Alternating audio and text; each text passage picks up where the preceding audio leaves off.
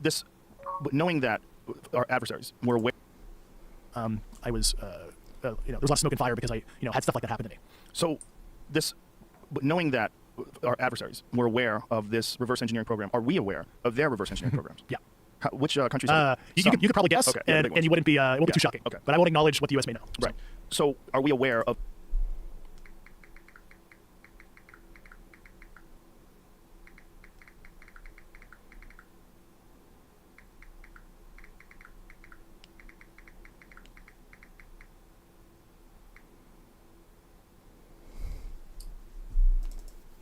Had stuff like that happen to me. So this, knowing that our adversaries were aware of this reverse engineering program, are we aware of their reverse engineering programs? Yeah. Which countries? You could probably guess, okay, and you wouldn't be, it won't be too shocking. Okay. But I won't acknowledge what the U.S. may know. Right. So are we aware of numbers in terms of at least a rough estimate of how many are available to these other? Yeah. How many? That's like super There's more than one. Yeah. You can read into that. Yeah. And has anyone made any progress? Yeah, I can't get into if we've made progress, if they've made progress, because that's like straight up some national security stuff. But just to be clear, I want the U.S. populace to learn a lot of this, and this is why, another reason why I went public is I need to call everybody out. I'm not here to admonish the entire government, mind you, but there's an element of the U.S. government and its clear defense contractor base that, we have a three-branch of government oversight issue, like going back to Harry Reid. Harry Reid didn't even get access. I fucking talked to him myself. We can confirm that. He said he was going to go talk to Biden. Because I think there needs to be a disclosure plan. And this goes back to what's currently in legislation right now. That's super fucking important. Because 90 some odd percent of this should be open for public discovery, public analysis, and academia. This should be at very least true nuclear programs such as nuclear physics, you study in university. Nuclear weapons, classified, because that makes people in the pink mist. That's really sensitive. We don't need everybody to know how to do that. So I think the stuff that is legit weapons-related stuff, that's straight up national superiority stuff, sure. Reasonably classify that, but these programs, we need to change. And that's why you saw the Schumer amendment, right? And I think you might have read that on air or something in a previous episode, if I remember correctly. Chuck Schumer, and I knew about the amendment a couple months before I went public, and that's kind of another reason why I did what I did. I'm the only guy that kind of has the opportunity to do this. I know what's in the chute, so to speak, that Chuck Schumer and his staff had with the Schumer amendment, which is 67 pages of literal, we want to disclose.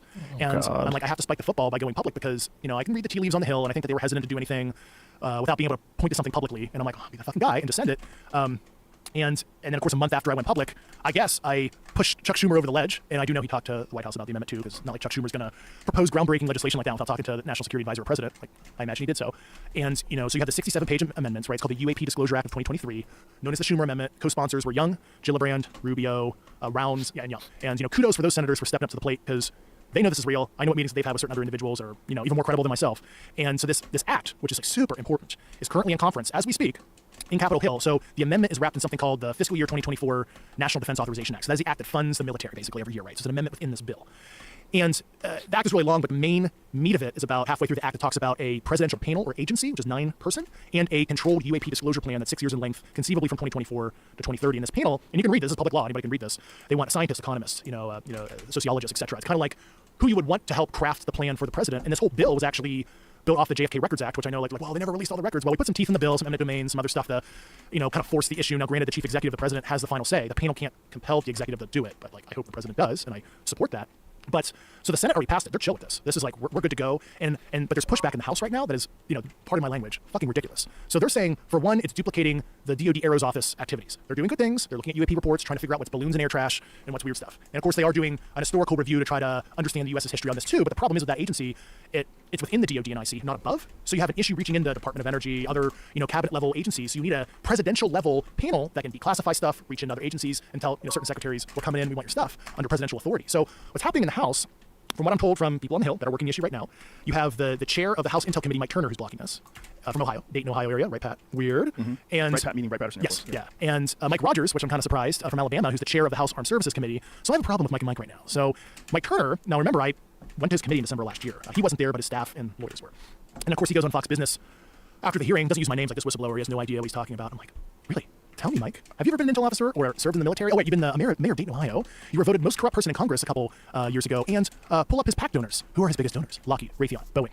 Okay, so, and first of all, if you thought you needed more information or wanted to talk to me personally, why didn't you call me back when I reported to your committee? So, and furthermore, besides blocking the bill, I'm sure you're familiar with Representative Tim Burchett of Alabama, and he's been very outspoken on the issue. We may not agree with everything Tim says about conventional stuff. That's, here nor there, but, he's been a champion on the Oversight Committee, and he was, one of the members that I testified in public under oath regarding this. So, and Mike Turner is looking to fund, according to staffers I've talked to the last 2 weeks, an opposition candidate for Tim's re-election in 2024. So why is Mike Turner going out of his way to destroy the career of a courageous Tennessee representative on the Oversight Committee? And why are you blocking a bill? And it's not going to cost much, a couple million a year max, for the panel, which is like vaporware in U.S. government speak, right? If there's nothing to see here, why are Mike Rogers and Mike Turner in the House blocking this bill that is, in my opinion, the most important legislation for transparency in American history? If there's nothing to see here, if I'm fucking crazy, multi-star generals I talked to are crazy, the intel docs that I read are incorrect, they're fucking forgeries or passage material or something like that. Good friends of mine that worked on the program are bullshitting me in some concerted operation against me and my colleagues that it would be totally crazy to even conduct that because I took precautions. Then why don't we just pass this and see what happens? And what do you think the answer to that is? Special interests want to keep the genie in the bottle, even though the toothpaste is coming out of the tube, and I think it's like a death rattle in this industrial complex that doesn't want change. And I'm not here to be like some total adversary. I think there needs to be a truth and reconciliation process on this issue. I'm not here to throw people in jail. I'm not here for big contractors involved to lose money. I think this would be a boon, and I think the leadership in these companies need to think about this, where if we're more open with this, you can hire people, you can push the subject into undergraduate, graduate, and postdoctoral programs of research to study this in an unclassified, just like nuclear physics. And this answers a fundamental question for humanity. Are we alone, or what happens when we die? Well, I don't know about that, but are we alone? Well, the answer is we're not alone. And I know that with 100% certainty, which as an intel officer, you never say 100%, but all things pointed towards, based on the people I talk to, like Harry Reid, and I use him as an example, but I talk to the highest of the high people you could possibly talk to catch my drift. So unless all of them are lying and they're covering up something else, which I don't even know what it would be at this point, because the phenomenon is real. It's been going on for thousands of years. People have been seeing strange things, and not everybody's mass hallucinating. So that's kind of my long diatribe about what's happening. What do they think these things are? The people that you talk to? So they specifically, the people on the program that handle the material, that were in executive level briefings with intel community leaders and other folks over the years, last 20 years or so, they did use the term extraterrestrial, ET or whatever. Okay, that isn't a possible origin, but the Schumer Amendment, if you read it, it specifically uses non-human intelligence, NHI, very deliberately, because we want to catch everything, because what if some of this stuff is not ET, and they're going to use that as an escape clause? Like, well, this stuff that we don't even know if it's extraterrestrial, so this doesn't apply. So that's why we wanted to be as broad as possible. I mean, besides ET, I mean, a lot of it would be my own personal opinion. I think we have a couple conceivable buckets, and I'm using the work of Jacques Vallée, other people that have thought deeply on the issue, on how the phenomenon has changed since antiquity. It showed itself in a different way. Like a good example is like witches sitting on your chest phenomenon, with paralysis in medieval and Enlightenment era became this alien abduction phenomenon in the modern era. And is it the recipient and their analytical overlay cognitively seeing the phenomenon based on a modern interpretation, inside out? Or is the phenomenon, this is like Jacques Vallée's book, Passport to Magnolia, I can't pronounce it right, 1969, where he talks about the phenomenon seems to like masquerade itself as different stuff over the years, but we've seen roughly the same stuff. You look at the Foo Fighters of World War II, there are declassified Air Force OSI reports in the 50s, people can Google, that talk about flying butane tanks with the same measurements, approximately, what we saw in the 2004 Tic Tac incident, but they called it flying propane or butane tanks in the 50s. So from a morphology or in the Air Force intel, we call it BizRecce, visual reconnaissance, like they basically look the same, and we can back-azimuth that decades, if not hundreds of years in the past, wheels of Ezekiel, right? They're seeing these like disc type objects, right? And unless Ezekiel is tripping, or this is an allegory or fable in the Bible, let's say the event happens. Just like in the Vedic text, you have the battles, the blue people in the battles in the sky that sound like nuclear and directed energy weapons. Like what's going on there? I mean, maybe that's a Graham Hancock or Randall Carlson type thing. They know more than I. So there is a real phenomenon that origin undetermined, but it's trippy, and sometimes it presents itself in like a non-corporeal form too. Orbs, balls of energy. They don't appear as like some kind of bipedal hominid, like some people have espoused. So I think that might be. Call it interdimensional, call it shadow biome, crypto-terrestrial. There's a lot of different theories. What are the primary theories? The primary theories are from another planet. This episode is brought to you by Select Blinds. Thanksgiving is almost here, which means you're about to get... This episode is brought... Or from another dimension. I think those are the primary... I mean, there's certainly origins that we probably can't conceptualize as humans because just our meat is stuck in 3D and we don't understand. Our meat. IQs are only so high, so there might be some origins that we don't understand in terms of our meat. Yeah, I mean, obviously, if you talk to mainstream physicists, they say like crossing dimensions physically is kind of a trope of sci-fi, and that's why I used an example, and that some physicists don't like me talking about this theory, but it is a theory, so the holographic principle, which was originally conceived to explain how information is encoded on an event horizon of a black hole, which is a distance away from the singularity of a black hole where if you cross it, you're fucked, because you're gonna get ripped to shreds or you're not coming back. And that principle talks about how information basically from higher dimensional space can be encoded in lower dimensional space. And the easiest example is like us casting a shadow on a sidewalk, right? 3-dimensional object, 2D shadow on a sidewalk. If you lived in 2-dimensional space, flatland, you'd be tripped out. What the fuck am I seeing? But they just don't know that it's really just a person in higher dimensional space. So some of the, obviously we have physical material that's in 3-dimensional space and we've recovered, but at least maybe some of the phenomenon is really operating in higher spatial dimensions, but is either being projected or quasi-projected into our 3D plus time space, which is really trippy to think about, but we literally do it on a daily basis of casting shadows. So that might be some of what we're seeing too, but I presume we know more. The people I talked to did not espouse they had full knowledge either. Like I said, the normal colloquialism was to say ET or extraterrestrial. Could you dumb down this concept of interdimensional? What I know in physics, they've theorized that there are multiple dimensions other than those that we can currently detect. Yeah, and a lot of that is based off of like Laura Roach. This is my bachelor's degree talking, and there's going to be like some physicist who has a PhD like, oh, Dave, you fucked that up. But basically, from high energy particle collisions and based on the deflection angles and all the stuff what happens when the particles collide, confirm certain theoretical frameworks about extraspatial dimensions, and I can't speak with any real authority on precisely how that works, but a lot of the fuck out of here. Whether it be string theory or quantum mechanics are based off of higher spatial dimensions, and so that is a mainstream physics theoretical framework. That's not like wacky or loony or anything like that. So, but that's basically a possibility. But like I said, like we don't really have a good theory if you lived in like 5D space, for example. It's almost like remember the ending of the movie Interstellar, right? Yes. where he's pushing the books. He's like in a tesseract, just like a 4 to 5D structure. But he's trying to interact with 3D space, and of course he like leaves that space to come back to his daughter many years later at the ending of the movie. Great movie. But so that's a way to conceptualize it in something you may have watched in film. It's kind of like the ending of Interstellar. Oh yeah, there you go. Yeah.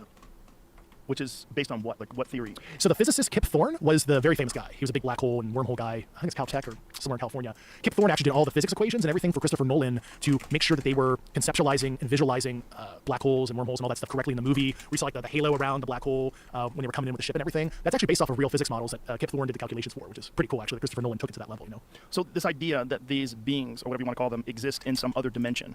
Do we have? I don't know what you can say about this. Do we have an understanding? Do we have any sort of communication with these beings that give us some sort of an understanding or a map of this? Yeah, the interaction stuff, that's a sensitive area.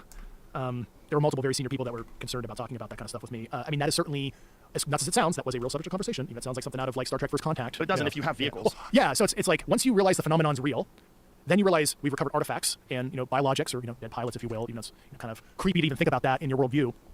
You don't think they were ever alive sometimes too, right? And I'll leave it at that only because that is something. The president and his cabinet need to disclose this in a controlled manner. Going back to that amendment, I'm not here to push the subject in an improper way. And that sounds like, why don't you just do it, Dave? Like, there's a lot of secondary and tertiary ramifications, socioeconomically, theologically, our relationship geopolitically with our allies and adversaries. This is not rip off the Band-Aid and it's simple. There's a lot of complex stuff behind the scenes that need to happen, and that's why I'm laying out all the general stuff that needs to be talked about during the disclosure process. But I should not be the one disclosing, and it would be highly inappropriate because I care about the health of the United States and its people and national security for me to do so. So I know there's people that are like, well, why doesn't Dave say X, Y, and Z? It's like, this is serious. This is not like, haha, let me tell you a good story. I'm a serious guy. I ruined my fucking career doing this. I was going to make lieutenant colonel in the Air Force this winter. I was on track to be, a flag officer equivalent civilian in my career. I spent 18 years in uniform, if you count the cadet time, right? My whole adult life was serving as an intel officer. But I wanted to see, I'm 36, right, older millennial. I wanted to see change, so I'm throwing the flag out, and I'm here to hold the government accountable to do the right thing in a manner that is mature and thorough, because I don't begin to say that I know everything, all the different ramifications of saying certain things publicly. I don't know all the answers to that, and that's why I have to be careful, because I don't even know, I'll call it, collateral damage effects, to use kind of a military term, what may happen if certain things in detail that are revealed that I might not know the ramifications thereof because there's something that I'm not privy to. So this is like this is not like a fun situation. This is like humanity changing, hopefully in a good way, but this is like, quite serious. And I, risked my personal and professional life, because things have happened to me, to be public like this. And I swore an oath, but, myself and my generation, want to see it change. Can you discuss the things that have happened to you personally? Yeah, so a lot of the stuff I have to be purposely vague because there's an open Inspector General reprisal investigation on my behalf. I'm not here to compromise the investigation by tipping off my antibodies that may be watching right now, but when I really started looking into this, they came after me so hard to try to revoke my clearance, ruin my career, kick me out of my agency, and they accused me of everything you could possibly think of with no evidence. For example, at first they wanted to say, oh, Dave, you have mental health stuff you didn't report to us. We're concerned because we think you might have an ongoing mental health issue. I'm like, what are you talking about? I reported that I had PTSD from Afghanistan in my military service several years ago, and I sought help for that. Like, I'm not ashamed of that. I'm high-functioning autistic, and I didn't know that until my early 30s, and how I processed trauma, I didn't really understand until many years later. And, I sought help for that, and they were trying to say that, I had some secret mental health problem that I haven't been reporting to, so I had to go through this whole process. 3 agencies at the same time investigated me for that, which I don't even know if that's, legal. They tried to say that I mishandled classified, all this other stuff. It was insane. Apparently, I was under criminal investigation for a couple months, and I didn't even know that, and nor did they interview me, but they made a finding with no evidence they tried to use against me that I had to spend money to basically litigate and maintain my employment and my clearance, which I did, for the record. I maintained my clearance. I resigned with full accesses. I'm just debriefed now, but I maintained my top secret eligibility, and I left with my own accord. And of course, they ruined one of my boss's careers in another agency. They walked him out of the building and revoked his clearance and terminated him as a show of force after they were going after me. And I feel sorry for that certain individual. And they came after coworkers of mine. I can't get into who, what, when, where, and why to protect their identities and their own process. But so that's what happened to me professionally. And then what happened to me personally was very disturbing. So I have to be very vague about this because ongoing investigation, but I think you'll understand what I'm saying, is they showed my wife and I they can touch me at any time, 2 times. And it was very disturbing. It was in conjunction with some other people getting a message like that are, let's say, publicly well known, some that aren't publicly well known. And of course, I immediately reported that to counterintelligence, federal law enforcement local to me, because it wasn't criminal, but it was like a fuck you to me. And this was right before I filed my whistleblower complaint. Now I don't know who did this. Entity who did X, Y, and Z to my wife and I, identity unknown, but it fucking happens. And I provided that documentation to a couple special agents, and I just knew that it was getting serious. And as first of all, I'm the kind of person I'm from.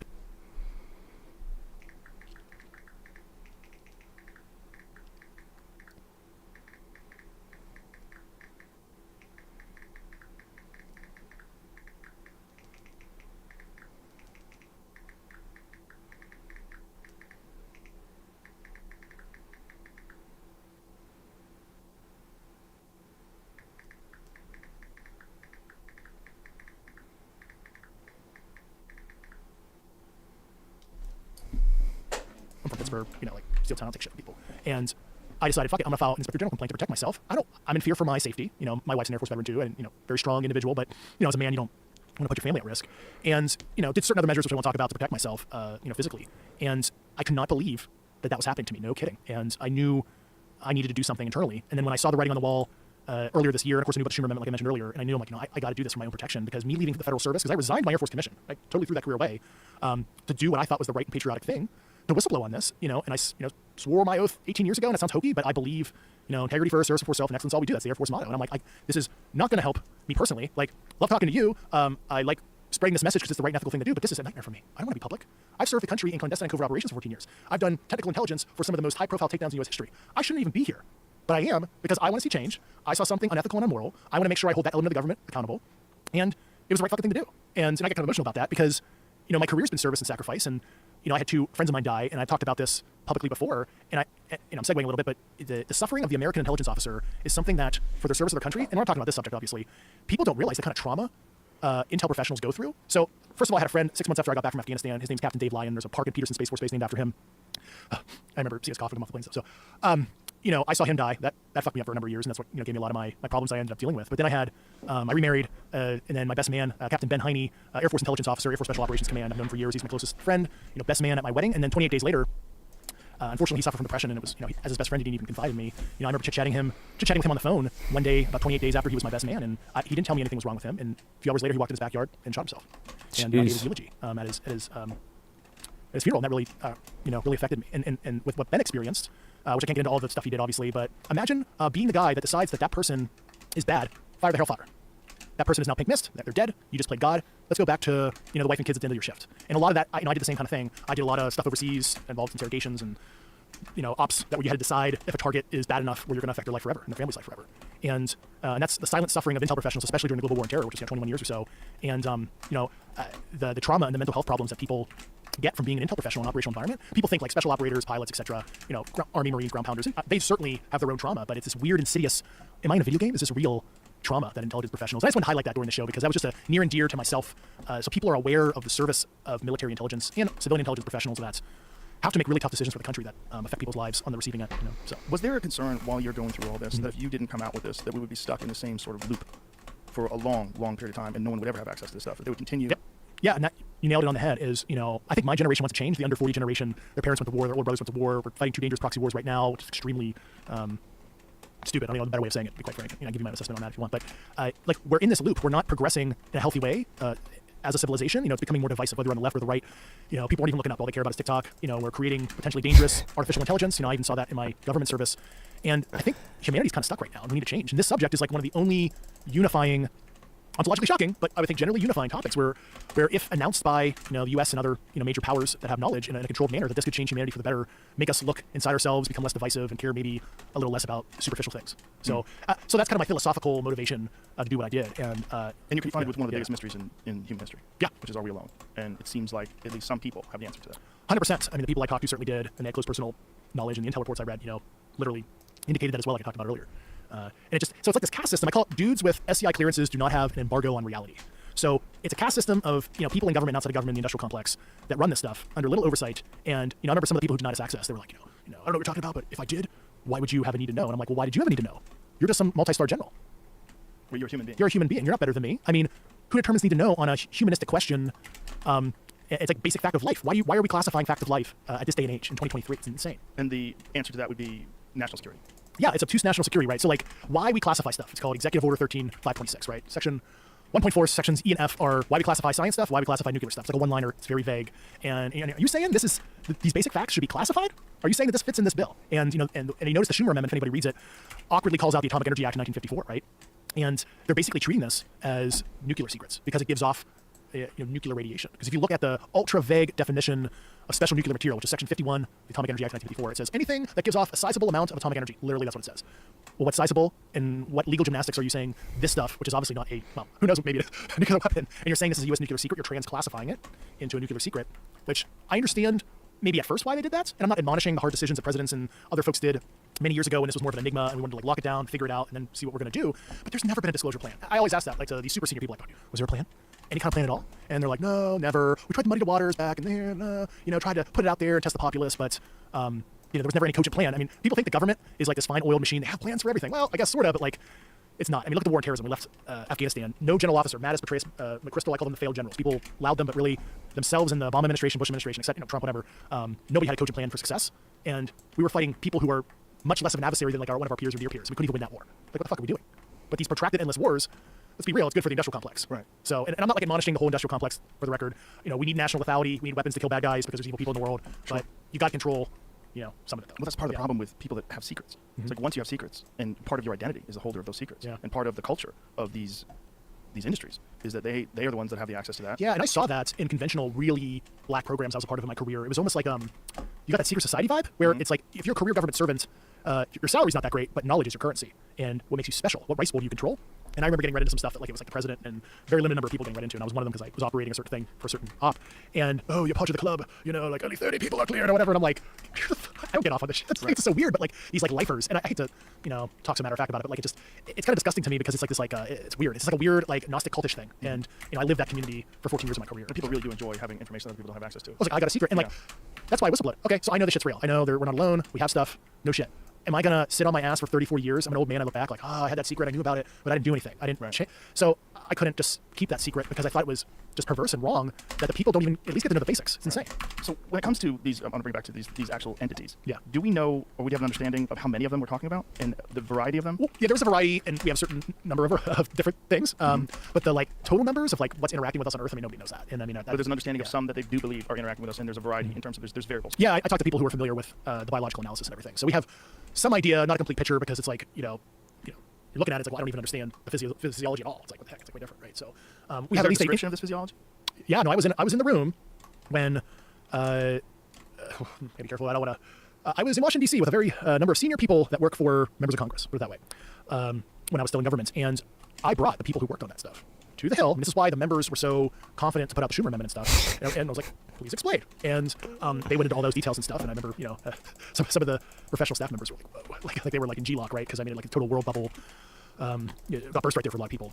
And so we have some idea. It's not a complete picture. I mean, it's just like, but you're not even bringing the right people. Like I think about my friend and colleague, Dr. Peter Moore, who started the Soul Foundation nonprofit with. I mean, he's like, Nobel level biologist, virologist. Like he's the guy that you would want on it, but he's not on it. So I think we can make a lot of progress in our understanding once again if this is more broadly studied in an open environment. You aware of the Nixon-Jackie Gleason story? Vaguely. I stayed away from ufology because I had these contemporary people that were inside. I could check all their credentials, where they worked, etc. But I'm vaguely familiar where, what was it, like Nixon brought Jackie Gleason to some facility and showed him some stuff or something like that? Yeah, supposedly that's the story. And it's very hard to determine the origin of the story, whether or not it's real. It came from, there's a story about one article that was supposedly published. Was it Vanity Fair?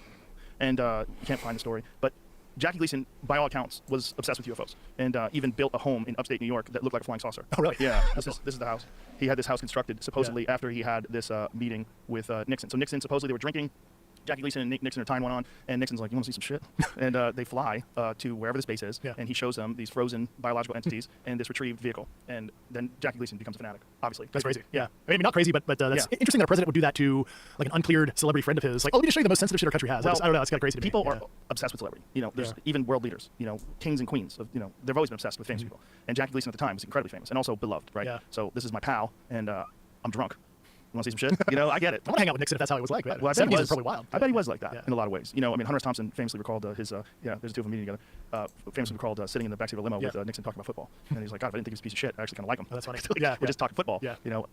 Look, nobody in that job, nobody as a president is going to be loved by everyone. And I'm sure Nixon has positive qualities. And, Jackie Gleason liked him. I'm a giant Jackie Gleason fan. It's probably fun to hang out with. Yeah. And if you're drunk and, you're the president, but also we're talking about the 1970s, right? Yeah. So this is a different world, like even if you tell anybody, who the fuck's going to believe you? You can't get on TikTok. Like, what are you going to do? How are you going to get this information out? Oh, exactly. And that's kind of how, in my personal opinion, how the program is protected, right? Correct. Make it crazy. Right. So if anybody leaks anything, or that has an unauthorized disclosure, people are going to think you're fucking nuts. Of course. Yeah. But there are actual reports that we have biological remains. Yes. Oh, yes. How many? It's up there as well, just like with the. And they vary. There's different kinds. Do we have an understanding? You don't have to answer of where they came from. Nobody I talked to espoused any specific origin to me. We may know that, but I'm not aware of anything, so I don't know. Are there reports of some kind of interaction with these things where they're giving information or discussing the problems of humanity and possible solutions or explaining why they're here? Interactions was a sensitive subject that my interview subjects did not want to get into.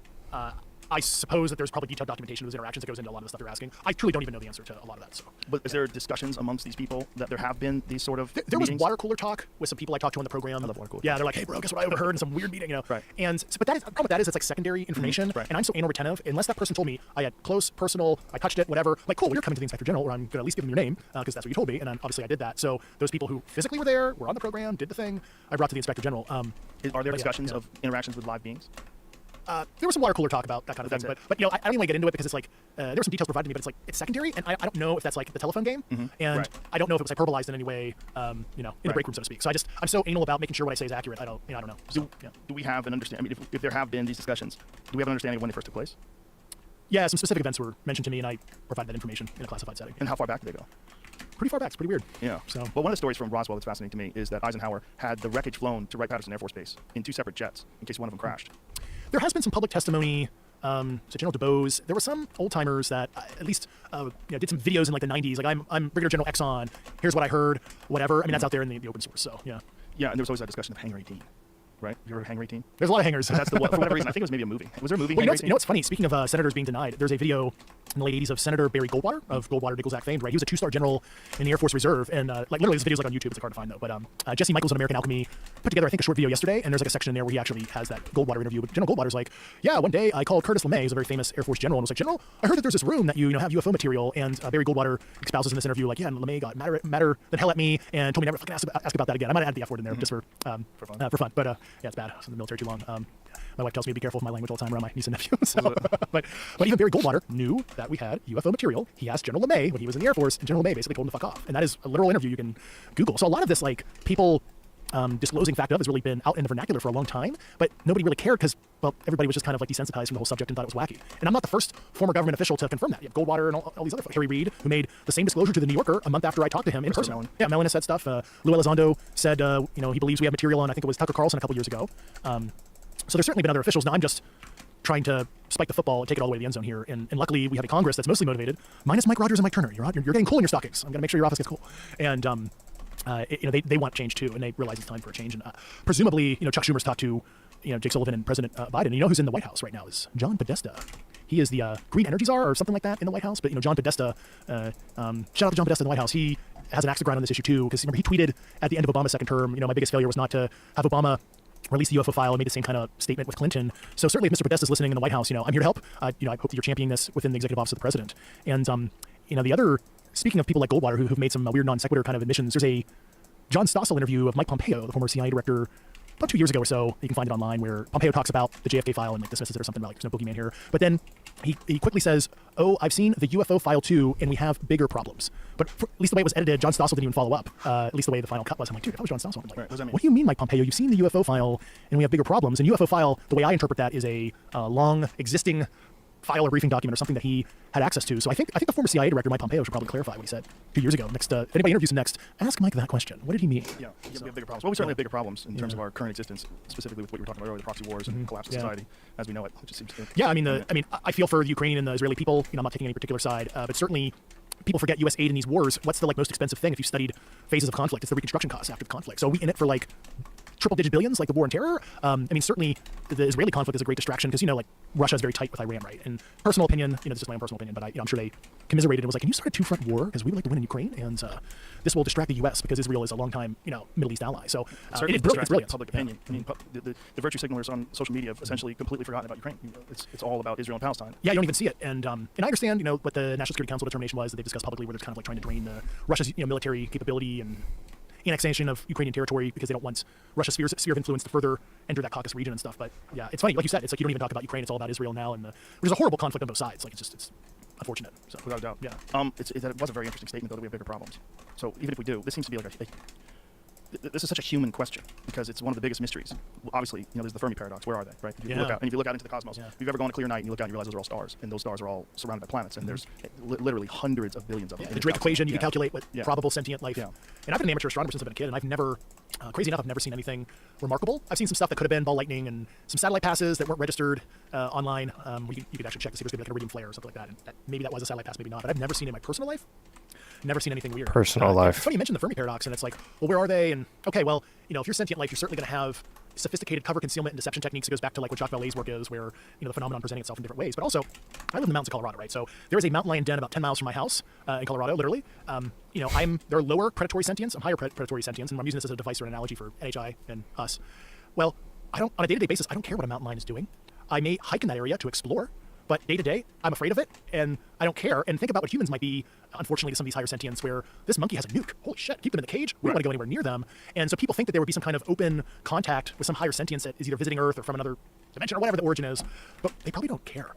They're probably neutral at best and maybe actually fearful of us in some sense. Or we're the progeny of, personal opinion, progeny of some experiments in it's almost like living in the Matrix, but it's not like an actual simulation. It's like we want the simulation to go. We don't want to intercede because we want to see what, Homo sapiens sapien 2.0 is going to do after the Great Flood or something like that, right? Yeah. That's one of the more fascinating ideas, is that we're some sort of a product of genetic engineering. I honestly would not be surprised. I don't know that would be true, but we're so different than everything else is here. So different, so beyond different. I mean, there's not another primate that is even reasonably close. I mean, there's speculation amongst primatologists, and there's not even speculation. They believe that chimpanzees, in particular, have entered into the Stone Age. So they're at the beginning of the Stone Age. They're using tools, and there's obviously some learned behavior. Like there's some footage of orangutans using spears to hunt fish with. Oh, interesting. Yeah, have you ever seen that? No, it's not. cool shit. There's an orangutan that's hanging on a branch over a river or a body of water, and he's stabbing at fish with spear, which is incredible. I mean, they're using tools. I mean, we know they use tools to extract, termites and the like. Look at that. I mean, that's crazy. How crazy is that? Mm-hmm. I mean, he's clearly hunting. Mm-hmm. I mean, he's going fishing in Borneo. I mean, that is, at the very least, a distant cousin of us. Some, intelligent primate that is to figure out how to use tools. How long would it take an orangutan to become a human being? How many millions of years are we talking about evolution? But it seems to be that process has started. Interesting. But why are we so fucking different than Yeah, everything like else? are we a product of Darwinian evolution, or what is it? Punctuated equilibrium is obviously another theory. And I'm not an anthropologist by any means. Watched some Netflix episodes, but Yeah, me too. A lot of YouTube. but yeah, we seem to be oddly Advanced. and we seem to just possess other skills. I mean, it goes back to like the Stargate program, right? With declassified by Clinton and sensibly canceled, I guess, in '96. Where you had people trained in remote viewing, and like there was feedback loops to confirm what they saw was real, and either satellite imagery or human sources, where they sketched out a room of where there's hostages, and they got a hostage out, and they're like, and this is a real story actually, and they're like, did you have a source in that room? How do you know where all the corridors were and everything? I was like, no, actually, Pat Price remote viewed you, and he's like, what the fuck? So there's something going on there, and that's like Gary Nolan, has studied a lot of this stuff. Very famously, he's pointed out the caudate putamen in the brain, right? This horseshoe-shaped thing in the middle of your brain. That if he's done MRIs and CAT scans, and I hope I'm not butchering his work. Gary might, slap me later, but it lights up with people who have those kind of skills. They have like an overactive caudate putamen in the brain, and it's like, okay, well, is it a transceiver of some sort? I'm guessing that's the case. Is it an emerging property of human beings as we evolve? Exactly. We're seeing just a few human beings that have this stuff, and then if it is a transceiver, where's the information? Is it in a higher spatial dimension, or how are they extracting? How are they able to basically be non-locality, right? They're able to like project themselves somehow, their consciousness, to and this is a declassified example from Stargate, a Russian missile base, sketch the crane and where the silos are, what the status is. Satellite comes over, takes a picture, and it's exactly the way they sketched it. How did they do that? Like, it's certainly real because there is a feedback loop. Now, there's a lot of charlatans in the psychic space and all that, but like at least that government program, I've talked to Halpudov and people who actually ran that program at SRI for the CIA, then DIA and the Army, and that seems to be Men Who's Staring at Goats, right? The George Clooney movie is the famous movie based on the Stargate program. Seems to be legit as far as we can measure from a feedback perspective. What was the explanation for the discontinuation of that program? Oh gosh, I'm not a scholar on that. That something Russell Targ or Halpudov or one of those guys could explain if it was just got caught up in the bureaucracy or what. I don't remember. Yeah. So the idea of that being an emergent property of human beings as we evolve has always been fascinating to me, because there's certainly something that goes on with human communication other than we make sounds that represent objects and physical things, and that the other person interprets those sounds and understands it. There's communication between human beings that's acoustic communication, like the symbol rate, if you will, is really slow. Like if you were able to consciously communicate, aka the hokey term like telepathy, right? And it's funny because that's what a lot of people espouse that have had, alleged contacts, right? A lot of the people that Dr. John Mack at Harvard studied over the years, where they felt like they were getting hit with like a QR code. It was like instant knowledge, or QR code, like somebody speaking to them non-verbally in some way that they couldn't even conceptualize through, acoustic communication or talk, if you will. And it's the same thing like book Proof of Heaven by Dr. Eben Alexander, MD. I remember reading it when I was in Afghanistan, and I was like, this is a crazy experience. This medical doctor has necrotizing fasciitis of the brain, is a near-death experience, and he gets this like crazy, like the feelings of love, other stuff. It's a really interesting book. It's like a scientific take on a doctor's own near-death experience. But when he came back, and somehow the fasciitis didn't eat away his brain, and he was cognitively normal, he tried to write down what information or facts of the universe he learned during his NDE, and he couldn't even put it in English. It was like crazy. He didn't know how to translate it into our language. It was just, there was no like adjectives, if you were, adverbs, etc., that could describe the knowledge that he knew like natively when he had that near-death experience. It's a really fascinating book, and he talks about the disease he had and his physiological condition at the time. Really interesting. What was he able to discern from that? Like, what was the overall message? Yeah, it was like this, like there's the message of love, which that's positive, but it was like this interconnectedness. Everybody is kind of connected in a way that they don't really realize. I mean, you think about, this is really trippy. A lot of thoughts with people who are smarter than me. I like to talk to them about this kind of stuff, where if you're, say, higher dimensional sentience, right, the act of creation, so act of creation for 3D beings is having a baby, right? It's producing another 3-dimensional object. Well, if you're in 5-dimensional space, or even, 4-dimensional physical space, what if act of creation is creating other conscious realities in other universes? And the act of creation is creating the universe where you, me, Jamie, whatever, we might be connected to the same, I'll call it universal consciousness, or a higher dimensional sentient life force or life form. I know that sounds like really out there, but when you think about it, there's a lot of other theologies out there that basically espouse that. I have a very good friend of mine who's PhD level, kind of higher up in the Mormon church. And basically the Mormon theology is kind of like that. The Mormons say you were once with God or like God, then you were sent down to like a lower plane of existence. And that's literally what I'm talking about right now, but just in a secular sense. So maybe we're all created beings from, and this doesn't like hurt Christian theology, whatever. It's actually kind of enforcing the fact there's a creator and we're literally created in the image of a creator, literally. And that's kind of what life really is. It's like, think about it, it's like a weird 3D plus time temporal sensory experience for a higher dimensional sentience. You're here to experience time in this weird linear fashion and to experience yourself divorced from yourself, to gain knowledge and to report back, is maybe what life is. And that's just kind of my own personal theology as a summation of just, during COVID I was really bored. And that's what I was looking at. Well, I extrapolate that to the creation of AI. And I think if you think about human beings as something that creates things, I think ultimately we create a new life. During COVID, I was really bored. Artificial intelligence, called like commander data from Star Trek Next Gen. Not even really, it's made in the image of the creator in some sense, but it's not even, and that's what might get sent into these like long endurance missions. And of course, people are like, well, why would they, come here so far to crash, etc.? Or are they crashing on purpose? Do you know that for a fact? Or are they crashing by accident? And what if they're like von Neumann replicating probes, right? You can Google that. But what if they're just throwaway, which von Neumann probes are just like throwaway spacecraft? Like, we send it out. We don't really care what the mission success is. Or they're seeding us. Or as Jacques Vallée says, it's like, here's the key. Can you unlock the cage? Kind of thing, right? Yeah. So, and it seems that it would be a long, if you think about biological evolution, so a long, lengthy process. And if ultimately that led us to the creation of a technology that's far superior in terms of its capabilities of understanding and thinking, that seems to be what's happening. And that's one of the reasons why so many people are concerned about it. The term artificial intelligence is a very strange term because it's not artificial. It's intelligence. It's silicon-based and carbon-based, right? Yeah, it's just, it doesn't have blood and tissue and cells, but it has something that's superior. But also something that's much more scalable, right? We have a very obvious biological limitation in terms of evolution. If you look at evolution, we turn back to the orangutans that are fishing. They're obviously learning new things, and those new properties from those new things we assume will be encoded in their genetics and then passed to their children. Do you have children? No, I have 3 dogs. We went the fluffy. I'm a fluffy dad. The problem is dogs don't learn from, but they do. But one of the most bizarre things about children is that they have properties that are clearly, it's hard to say, right? Because my children obviously have the example of my wife and myself, and they obviously see a lot of how we live our life and discipline and hard work and creativity and all those things. But there's also, they seem to have gifts that they seem to be clearly genetic. Yeah. And artistic gifts that just seem extraordinary. They're unusual. That I had when I was younger, that I was an illustrator. I have a young daughter that's just extraordinarily good at art. Really? You used to illustrate? Yeah. That's what I wanted to do. I want to be a comic book illustrator. Oh, interesting. Yeah. But then I have this other daughter that's super gifted athletically. Like, she can learn things really quickly. It's extraordinary. It's weird. And also this drive that she has. I had a drive from poverty and from a lot of stuff that was wrong with my childhood. It seemed to be, I had this need to prove myself. She doesn't have any of those problems, but she also has this insane drive. It's weird. It's a weird discipline. It's extraordinary. It seems to be very different than most kids. And I just think that's an emerging genetic. I think there's something encoded in whatever you are as a human that as you replicate and as you have children, they have that. They have some of that. Yeah. And I think that is this process, this biological evolutionary process with humans. But there's so much chaos. There's so much. I mean, you can breed with a dumb person. You can find a hot dumb person and have a baby with them. Now your kids fuck. Yeah. And then we see that. There's obviously some people are just born with brains that just don't work that well. It's just like, I'm sure you've met some dull-minded people. Yeah. You try to talk to them about things, and there's no one there. You're right. So okay, good luck. And good luck with whatever children you have, and whatever. What are they gonna have? Well, we're genetically encoding artificial intelligence now. Kind of, I think that's where we're going. Yeah, what I'm going with it, like these biological limitations that we have. It's very clear that we're essentially dealing with a Model T as opposed to a Tesla, which is just insanely superior to these ancient vehicles. Yeah. We create technology. I've always said this. If you looked at the human race, if you were some sort of an outside observer and you stumbled upon this thing that occupies this planet, this apex predator of this planet, you would say, what is this thing doing? What's making technology? All the other things that it does all these other things. But what do these things generally?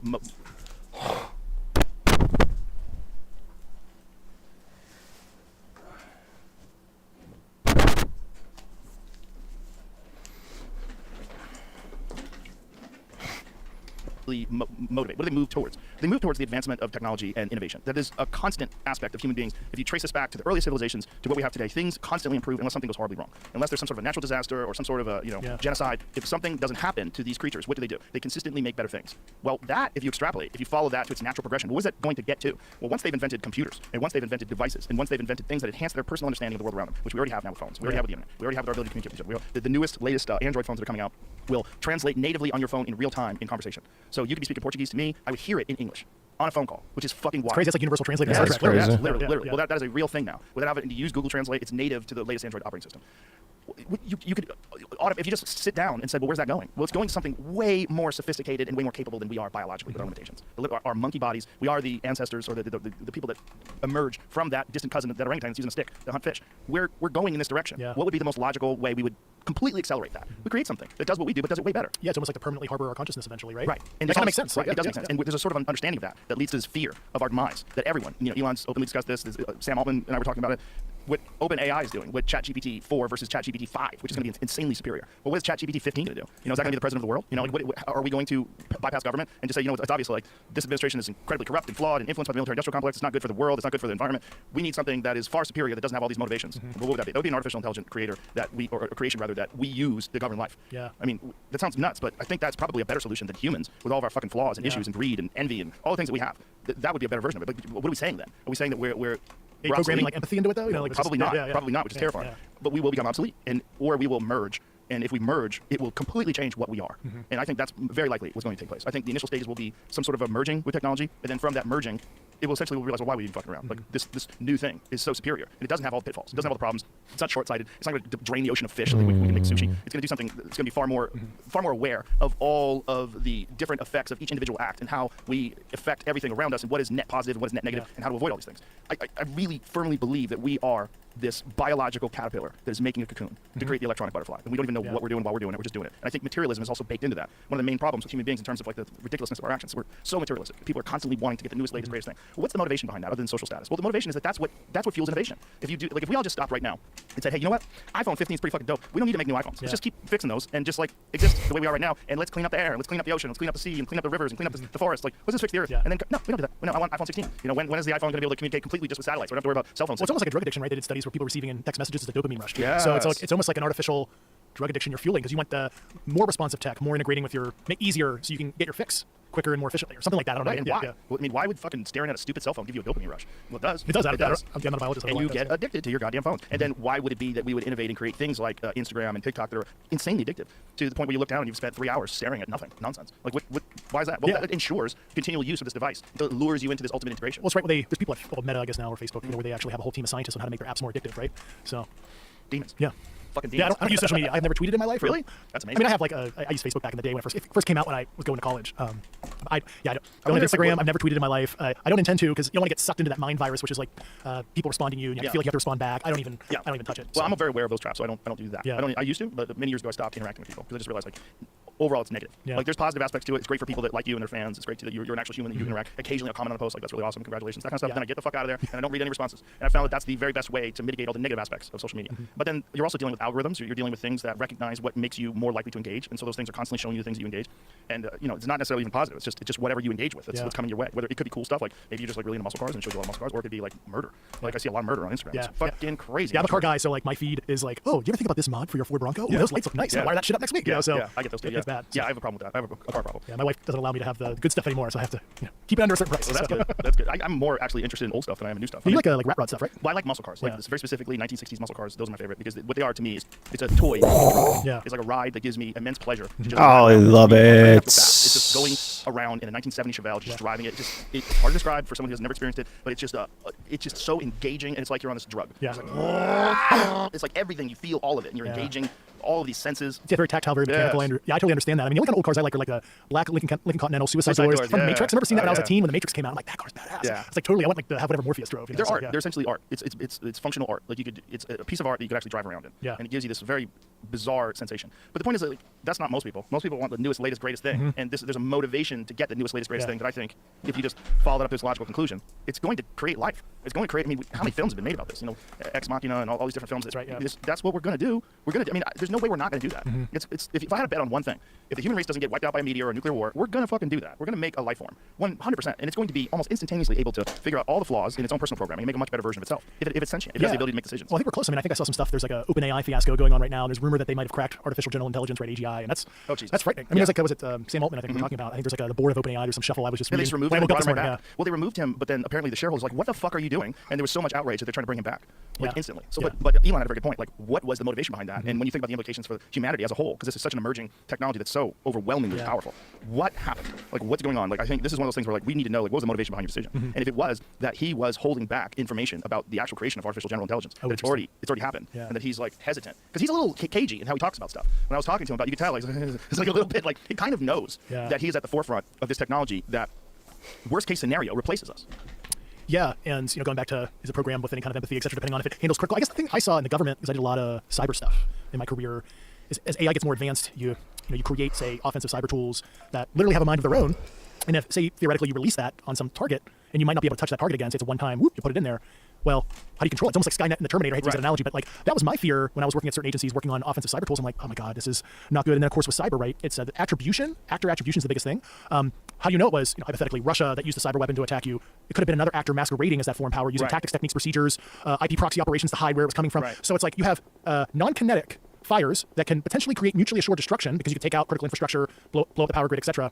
No radiation, but potentially no attribution or confuse the attribution such that you don't even know who to go to war with. It's like really scary to me. So it is scary. Yeah, Well, just my own. It's already happening on social media. Yeah. I mean, think about how many troll farms there are on social media that are just stirring up discontent. Yeah. I mean, it's an active program that we know that Russia uses that is trying to undermine democracy and try to keep people fighting with each other. And it's been very effective. And if you look at social media, it's just fucking chaos. It's just people yelling at each other, particularly Twitter or X, and Facebook. It's like a lot of what's going on. One of the studies showed that out of the top 20 Christian sites that are on Facebook, 19 of them are run by Russian troll farms. So if we know that on a like relatively rudimentary scale, if you look at the impact of social media versus the impact of artificial intelligence, they're already doing that. They're already hiding who's responsible and what's the goal and how to manipulate consciousness and how to manipulate influence and how people think about things and what the public opinion on things are. It's already very effective.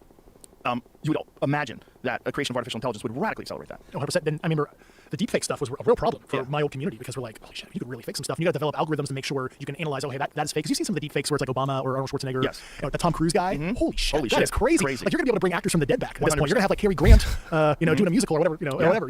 Well, Bruce Willis, who has some sort of degenerative neurological condition, sold his likeness for the ability to make commercials and all sorts of other things. Like he's essentially saying he's fading, unfortunately, and now he will give this thing, which is this property, which is Bruce Willis, this famous person, and they'll be able to create versions of him starring in films. Oh, and certainly if you train an AI model just like ChatGPT, you could actually get almost like what they would normally say, what their knowledge. 100%. And it's almost like having a permanent historian too. You could like, you want to talk to Clint Eastwood about his films in the 60s after Clint Eastwood, passes. May he live forever, but like that would be crazy. It'd be really interesting. I mean, he might actually be able to give you advice. He might be your personal advisor. I know, that'd be cool. I mean, that's probably one of the things that's going to come out of this. But when we think about empathy, we also think about just human beings and the way we communicate and interact with each other. Empathy is very important, and also compassion and forgiveness. All these things are very important qualities because we recognize that we're very flawed. But when you create something that is not flawed, then the need for empathy, the need for all these things that we attach to human emotions and human reward systems, they'll no longer be a significant issue because you're going to be dealing with something that operates on a higher plane. It might be the answer to all that ails us, which is so terrifying for us because we recognize that what we derive, the joy that we derive from love, from companionship, from friendship, from community, it's like a key component to life on Earth for us. But it's also because we recognize that without that, we are the Mongols. Without that, we're Nazi Germany. Without that, we're Hamas. We're whatever the fuck we are that we recognize as being like evil or dangerous or horrible about humans. That when we think about the worst case scenario for human beings, we always think about things like the Holocaust. We think about what is the worst acts that human beings are capable of with our current programming and our biological flaws. Like what are the worst things we can do? It's terrible, awful things. Well, if we don't have those problems, if we no longer have envy, we no longer have greed, we no longer have evil, we don't have any of those properties. They don't exist anymore. We just have this new form of consciousness that's far superior. It's an interesting parallel because you have, you're no longer maybe apex sentience if you have artificial intelligence, governing certain things. Right. And I think that's also kind of this psychological issue with this UAP issue where we might not be the apex predator. We may be that mountain lion, and and we're going to have to be comfortable knowing that we're going to be vulnerable. There's people far superior that may have malevolent intentions, maybe not, I don't know. And almost be humbled the fact that, like, sorry, we're not the smartest of God's creation. And, that might be really hard for a lot of people to process. And I think that's probably certainly, I would imagine, one of the deliberations they must have done years ago. Like, we can't disclose because, people are not going to feel comfortable in that worldview. 100%. And they're not. And then I wonder if these things that we're experiencing are the natural progression of what happens when you do seed life on planet, or you do accelerate biological life. You do have some sort of a genetic intervention where you take this thing that has emerging intelligence and you accelerate it. And that thing will in turn, with all of its desire for innovation and creativity, and also all of its desire to control resources and have power and have influence, that it will eventually lead to the creation of what we're seeing. That these things are the next stage of this process. And that maybe we're dealing with one form of that next stage, but there's another stage that's a million years more advanced than that, that's far superior, that doesn't even have a biological limitation in terms of physical space, that it exists completely in some other undetectable realm that is no longer thinks about biological limitations of life and death and communication. It exists completely in some other space. That's what these things are. And then I always wonder, when there's a crash or when there's a body or when there's a this and that, like, and people say, well, if they're so advanced, why are they crashing? Well, hold on. What version are we looking at? We're not saying there's one thing that's visiting us. If there's one thing that's visiting us and we know where this one thing is, we can say, oh, well, that thing, it deals with a completely different solar system. It's not as vulnerable. It doesn't have asteroid clouds. It doesn't have all these different things where it's like, it doesn't have a planet that has super volcanoes. Maybe life evolved in a more stable environment and it allowed it to get to a far greater technological level, but not the ultimate. Yeah, we might be testing the extent of their adaptability. And like I said, are they crashing by accident? Right. Mission failure or on purpose? Right. So, and then of course with the far distances and everything, I mean, if they're traveling here through some kind of space-time metric engineering construct, the distances are not as vast as you think, right? You could be going through some kind of, traversable wormhole or something like that where it's like a walk down the street for them. It's not, 1,000 light years. Well, just think about communication. Communication used to be, you had to get in front of someone and you had to talk to them. So you had to know their language. You had to either nonverbal or verbal communication. You had to figure out a way to say things to them. That's no longer the case. Obviously with this new Android operating system, it translates, but also the fact that you could have a fucking FaceTime call with someone in Japan right now and you instantaneously can communicate back and forth, which is insane. That's a vast distance, but for us it's like stupid. It's like easy. Vast distance and We're instantaneous. tunneling. I mean, I was just in Scotland and I was FaceTiming my daughter back home. Fucking crazy. You're 9 hours by plane and you're having instantaneous communication, which is wild shit. But that's fucking, that's like Pong. That's Morse code. That's like, it's very primitive in terms of what if you physically can be in these places instantaneous. And why would we assume that that's not eventually going to be on the menu? Yeah, it's just like the conventional propulsion stuff. We're not using an Elon Musk Starship to get here. It's like they're doing something else. So you talk to someone from the 1800s and you said, you're going to go to Nevada? Jesus Christ, you know how far that is on a wagon? That's months, man. Right. No, you fly to Vegas, it's 2 hours. It's fucking easy. We know that now. So why would we assume that there's a limitation to that advancement? I don't think there is. And of course, a friend of mine, Eric Weinstein, certainly espouses. We don't even have the right theoretical frameworks right now. Right. He has his own geometric unity theory, and he's way smarter than He's too smart. But he's confusing. Yeah. He starts talking to you like, so if he calls me, I'm like, you gotta call me in the morning after my 24-ounce Monster Energy drink, or I can't even keep up, man. Yeah. It's like 24 ounce. He's got some unique theories himself about where all this stuff is coming from, and it's all very, very, very interesting and intriguing, but also makes sense. All of it makes sense, including being visited. You know, I had this conversation with Neil deGrasse Tyson. Like, why would they be interested in us? I'm like, what the fuck are you talking about? We're super interested. Yeah. Neil, I mean, obviously he's a fine science communicator, kind of the successor of kind of the Carl Sagan kind of. I think Carl Sagan's a little bit more open-minded. Yeah. You know. I like Carl better. Yeah, I'm more of a fan. Wish he was still alive. I love this one. I watched guy. He's really into weed. Oh, really? Yeah, really Well, into it. I remember my aunt gave me Cosmos by Carl Sagan when I was in middle school, and it was that book was from the 80s, but that book tripped me out, and I was like, I want to study science. And I read, it was Brief History of Time by Stephen Hawking, and I read those two books when I was like in 8th grade, and I was like, this is trippy. I want to study astronomy. This is insane. But I ultimately used kind of my technical background to be a spook, for the government. But I still observe. I have a big telescope, and I live like super dark skies in Colorado, and I still have that boyhood fascination of the cosmos. Now, ironically, I found out something else that kind of confirms that the cosmos is not lifeless, and God paints with a broad brush, as like the Vatican has espoused a couple years ago when they said this is okay with their theology. I have a theory that the universe itself is God. I think that's like what I was talking about with a multidimensional creator creating universes. Yeah, I think we have a very limited idea of when we say God. When God created the heavens and right. But what are we saying? I think it's the universe itself. I think it's one thing, and that this one thing, it seeks to create these things that continually push the envelope and may be gods themselves eventually. I think if you extrapolate from our ability versus the ability of an amoeba and you continue to move that along, what does that do? Well, it's going to be able to create universes. There's already been like theoretical papers that have been written about the creation of other things like black holes, other things like a universe. So like what is involved in the creation of a universe? What is involved in the Big Bang? Can that be replicated? Well, not now, but if AI becomes sentient and AI eventually makes far greater versions of itself. If it keeps doing that, like what are the limits of its potential? Creates the matrix. Literally creates a simulated environment. It's indiscernible. You can't tell the difference between that and regular life. Well, maybe because there is no difference. Maybe that is. I mean, that's the theory of simulation theory. Yeah, simulation theory. Yeah, familiar, and that is a possibility because the universe seems like a little too perfect. It's a little strange, very created to me. So just like we're in the Goldilocks zone, perfect temperature, like it's just real. How about the Big Bang itself? Like, what happened? Something smaller than the head of a pin for no known reason becomes everything. Yeah. Okay. And what's the universe expanding into? Right. It's like a quantum foam or whatever like the latest theory is. That's like beyond me. And then it perhaps just retracts back down to that infinitely small thing and then expands again. And it's just an endless cycle. And that we're just so limited because of our biological limitations. Our life and death is such a small little tiny blip. It's so minuscule in terms of just the overall known life of the universe. And then you have the James Webb Telescope that's, there's people that question the actual length of time that occurred between the Big Bang and now, that maybe it might be far longer. And there's people like Brian Keating that say that's not correct. It's just a lack of understanding of what we understand currently about the creation of galaxies. Yeah, because I mean, obviously the length of the age of the universe keeps getting older and older, and a lot of that's because of the Doppler shift, right? The red shift. As the galaxies are accelerating away, we can calculate what their origin point probably was and how long it took for them to speed up like that, right? So, and only based on our current understanding, which is obviously at least fairly limited in terms of what its potential is. Well, yeah, like we still don't quite understand the origin of the moon. The moon is at the right location that causes solar and lunar eclipses. It's like the right apparent size to block out the sun. It's like super weird. Same thing with like Mars. We're not sure like what happened there, where Mars had some probable life on it. Either a protoplanet hit it, or there was some kind of impact that vaporized stuff, and like who knows? So, who knows? And this is just this little tiny neighborhood that we're looking at. It's like we are in our backyard looking for evidence of like life in Africa. You're not going to figure it out here. We're just looking at such a small scale in terms of what we could potentially discover or potentially observe. Yeah.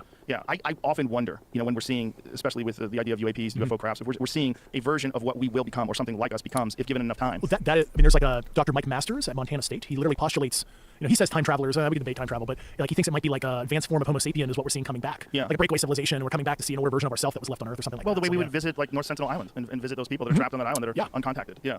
Yeah, exactly. And then a lot of there's also like cargo cult religions and stuff. The South Pacific in World War II, they worshipped the B-51 and stuff that they thought those were UFOs, but really they were just us. So, and I think we were probably alien to them. I mean, I mean, just look at how Cortez looked to the people that had no idea that people could ride horses. Like, what the fuck is going on? These guys are riding horses. Yeah, like, these are gods. These white guys come in. What's insane? They come on a ship in the ocean and they ride horses. Yeah, exactly. It's all based on our limited understanding. And for someone, whether it's the federal government or whether it's military contractors, for someone to have key elements that could give us a better understanding of this whole picture, it's really inexcusable to not relay that to all of humanity. So this is too much information to be secret. It's too important. If it is real, it's too important for someone to have access to just because they have power and money and influence. Yeah. It seems insane. I mean, that's the whole primer for what I did. I mean, it's I think I'm a pretty more ethical person. I just could not live with myself if I didn't try to like make a difference, even though it was very uncomfortable. Personal privacy and professional and personal health was at risk. So it's just, it also seems like the public understanding and appreciation of these things, particularly after the 2017 article in the New York Times, has changed. There's been a shift. Whereas before, if you would talk about UFOs or the idea of extraterrestrial life, you were automatically lumped into this group of people that believe in Bigfoot. It's like you're in the Loch Ness monster. You're kind of a loon who likes fringe things because you probably got problems in your own life you're not addressing, and so you're distracted. It's like a gambler or something like that. You're just like distracting yourself with this craziness in order to ignore the reality of existence itself, which is so complicated and difficult to manage.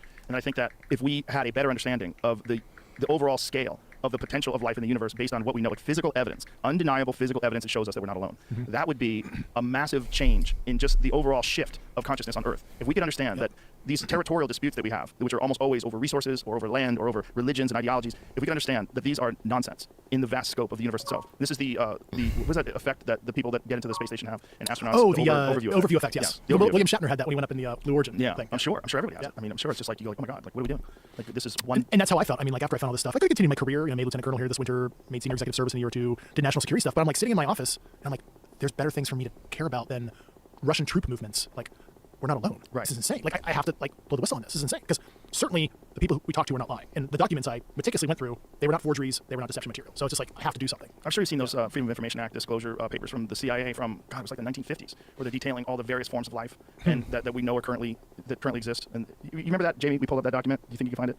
Jamie will find it. But it's like 1950 something where they were discussing these things. Interesting. Yeah, I'm not sure which ones you're talking about. I have to see them. So it's pretty weird stuff because like if they knew about this in the 1950s, like how do they know? Well, there was like CIA docs about consciousness and like weird remote viewing stuff. And besides the Stargate program that were released in the FOIA reading room on CIA's website too, they're pretty trippy. We're like, wow, CIA's looking into some really interesting stuff. I mean, they're a hardcore intel agency. What's going on there? So it makes sense that they would kind of have to find out if that's bullshit or not. Like you can't ignore that if you're really doing your job. If your job is intelligence, like okay, like let's look at this. Well, it's an aspect of the phenomenon because it's like a reach out from the crash retrieval program. Like, hey, I need you to look into some weird stuff because it might be the key unlock for something that we got in a warehouse. You know? Yeah. So, whoa.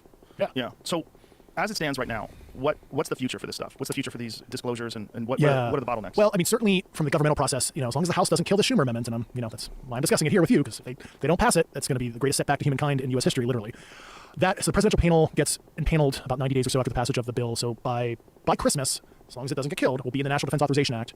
Panel will be formed, say February, March. Then they have a 300-day process to develop a initial plan for the president. And I don't know if Chuck Schumer and his staff are being kind of crafty or whatever, but the 300 days, if you actually do it out, it's like the election. So I don't know if they want to make it an election issue, which certainly if this act doesn't pass, I think it needs to be an election issue because the senior executive needs to rule on this if Congress can't get their shit together, to be quite honest. And we have a plan out to 2030 where this stuff starts getting rolled out, knock on wood, perfect storm, things could get delayed. But then in parallel, and that's kind of why I helped found the Soul Foundation with Gary Nolan and Dr. Peter Skafish, who's an anthropologist as well, is we wanted to figure out the STEM outreach, we wanted to figure out the public policy, national policy to advise the U.S. and its allies on this issue, and we're happy.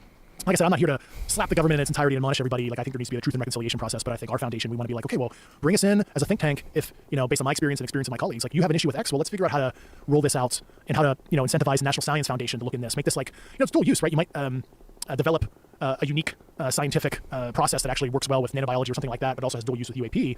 So there's parallel tracks. I mean, there's public discovery, just like the Galileo project with Avi Loeb, right? That they're trying to, on their own, collect techno-signatures, which is, I applaud that. I mean, obviously the government knows a lot about that, but we don't want to obviously rely on the U.S. government to do all the work for us and also to be honest. So I think having a parallel track and Galileo project, Soul Foundation, Ryan Graves has his own foundation as well for pilots and people who've seen unique things to provide that data to people. So I think you got to have those dual tracks, and hopefully we can create a tsunami event where the U.S. government and its allies, and maybe our adversaries. But really, if the U.S. government doesn't get their house in order here, I mean, you could have uncontrolled disclosure events such that either maybe the non-human intelligence is like, yeah, let's do it, or what if one of our adversaries decides to disclose and they become the messiah figure on this, and we lose sovereignty or national supremacy in that regard from an open and honest civil society perspective. So but I think the governments, we're getting close. I think as long as closer than we've ever been before. Just the fact that they brought you in to have these conversations. Yeah, no, I'm still advising the U.S. government on this, and I'm trying to carefully message this, put all the broad things on the table, and I'm not trying to be coy, I'm not trying to conceal anything, but it's like there's real national security and collateral damage with just releasing this willy-nilly, and I'm just trying to get the government to get a plan together here and just be open and honest with the people of the world, really. So. And there's still the bottleneck with these military contractors that allegedly have access to these things. Yeah, and like to those guys, and I know some of them, and the individuals that hold the keys, like this is a boon. Like don't look at it like you're going to lose money. This is a recruiting opportunity. Yes, you're going to have to let other people in the cookie jar. That's how a fair and free society works, and they should be able to compete for work. And because that was one of the main, I talked to some individuals that were in an informal session for a previous administration on should we disclose or not for a former president, and really insightful what they told me. And one of the biggest impasses to disclosure wasn't the ontological shock from a socioeconomic or theological perspective. It was, well, there's some white collar crime. We violated the federal acquisition regulations. We sole sourced this work to some big companies for decades. Contractors are going to litigate this at the Supreme Court, saying they lost billions of projected income because they didn't get the bid on the work, and it's going to be this like liability disaster for the U.S. government. And the problem with that is like, I understand that, but like, that's why you need to have a truth and reconciliation process. It's almost like the Truth and Reconciliation Commission in post-apartheid South Africa, where people who committed like murder came in and was like, this is what happened.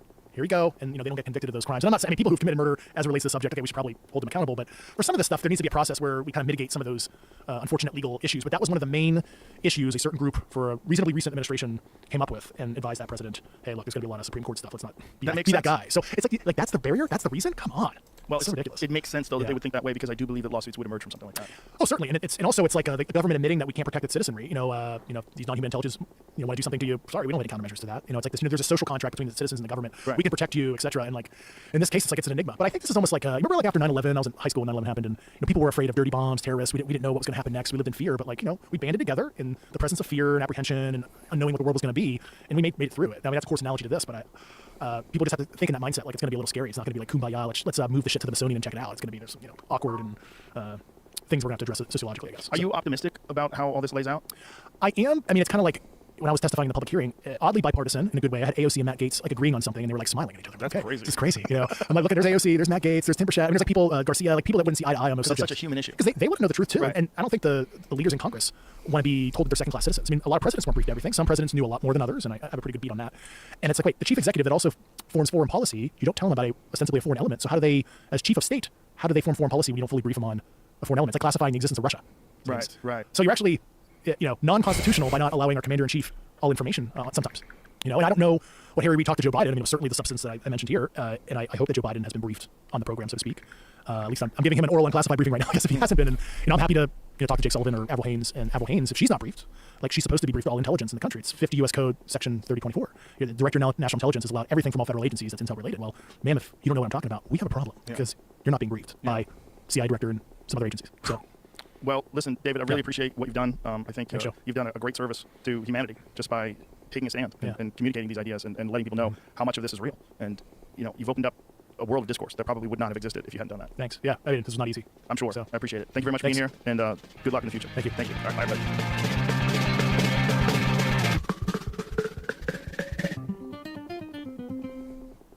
This episode is brought to you by LifeLock. For many of us, the holiday season means more travel, more shopping, more connecting online, and potentially more of your personal information being exposed to identity thieves. But with LifeLock Identity Theft Protection, you have a lot less to worry about during the holidays and beyond, because LifeLock monitors and alerts you to the identity threats you could easily miss on your own, even if you keep an eye on your bank and credit card statements. And if your identity is stolen, your own US-based restoration specialist will work to fix it all, backed by the multi-million-dollar protection package. The last thing you want to do this holiday season is face drained accounts, fraudulent loans, or other financial losses from identity theft all by yourself. Give yourself the peace of mind that comes with LifeLock. And